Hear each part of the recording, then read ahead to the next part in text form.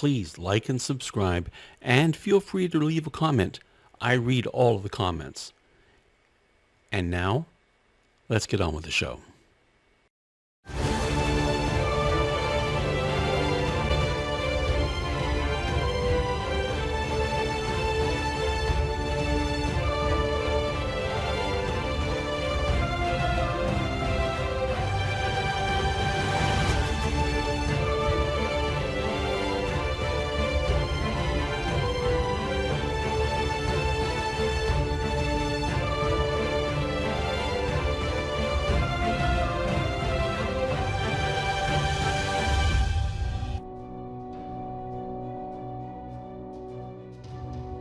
When last we left our intrepid adventurers, the party is trapped in a dungeon known as the Blister.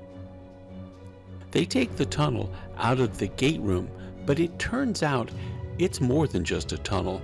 It's also some kind of tethered gate to the surface. When they get outside, they see that the Mountain Vale militia camp is long gone. In its place stands a sheesh encampment that's also been deserted. They notice that many of the trees in the forest have been cut down, and the road that leads to the town is now little more than a rabbit trail. They take the trail, and 5 hours later, they arrive at the outskirts of the town.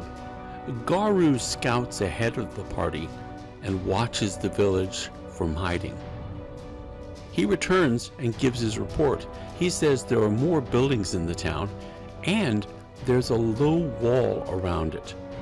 He also says there are pikes on the wall, and on the pikes the bodies of men and women who have been impaled. All of the bodies have had wings sewn onto them. This worries the party because their friend Seraph was a winged man, and he was the lord of this town, and apparently Seraph had gone evil the last time they saw him. They worry he may still be around, and they may have to fight him. The only option that they can see is to avoid Mountain Vale and make for Stantown. They know that in the future, Stantown is the last known safe place, but none of them know how far away it is or its exact location. As they debate, they decide to walk towards the river, thinking they can follow it to the inland sea. When they arrive at the river, they see an occasional barge go by, but each one carries a flag with an image of a winged man on it. They're almost at their wits' end, and they decide to camp for the night and try to figure out something tomorrow morning. As they're retreating from the riverbank, Garu discovers a boot print that doesn't match any of their own. It seems they're being followed. Suddenly, a man steps out of the shadows. He's wearing the badge of the Harkers, a group of rangers who were active in the time they came from and were protectors of Mountain Vale. Another man slowly comes out as well. He's done up in robes like a mage, and he wears a mask. They talk to the men. The first one, the Harker, identifies himself as Idus, and the other one, the one dressed as a mage, identifies himself as the Mound Warlock. They say that the place that the party knows as the Blister is now called the Mound, and they patrol it because all kinds of strange things are known to come out of the mound. As is tradition, when John the mage greets the Mound Warlock at first, he does the expected introduction. As a mage, his introduction should be his guild and then the name of his master. He expects the Mound Warlock to reciprocate, but the other person doesn't.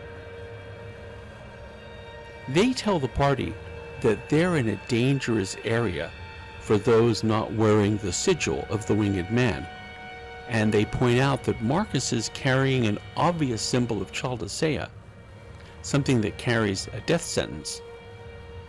Marcus introduces himself, and the men say that they heard about a paladin named Marcus, but that was a long time ago. The paladin explains that they're from another time, and the two men say that they've seen all manner of strange things in this area, and it's all because of the mound. So they're more likely to believe the party. They find out that the current year is the year 52 based on the common calendar, which tells them nothing, since it was the year 112 when they left. They ask various questions and find out that they are 2 mountain ranges and an army away from Stantown.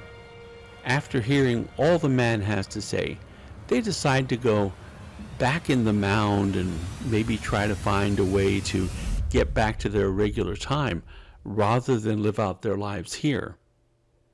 The mound warlock gives John a scroll and a small device. He tells him that the scroll is for later, but the device is for now. The device was built a long time ago by a mage that figured out a way to return people who were lost in time. The party thanks the two, and they head back to the mound. Back next to the dungeon, the party rests for a while to recoup spells, and John looks at the device. It's similar to the one he was given before, but there have been some modifications made to it. Kevin discusses with the rest of the party that maybe the second device is a trap. He feels that it's kind of an odd occurrence that the people who need something like a time travel device just happen to meet 2 people who have a time travel device. The rest of the party starts to be swayed by this argument. When John stands up to speak, he tells them why this isn't a trap, and they're all left speechless by his answer.